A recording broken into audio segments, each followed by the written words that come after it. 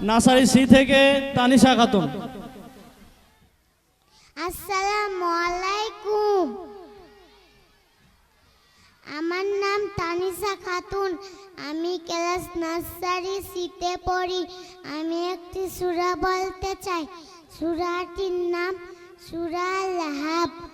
আউযু বিল্লাহি মিনাশ শাইতানির রাজিম। বিসমিল্লাহির রহমানির রহিম।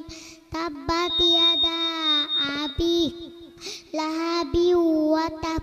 মা আগনা আনহু মালুহু আমা কাসাব।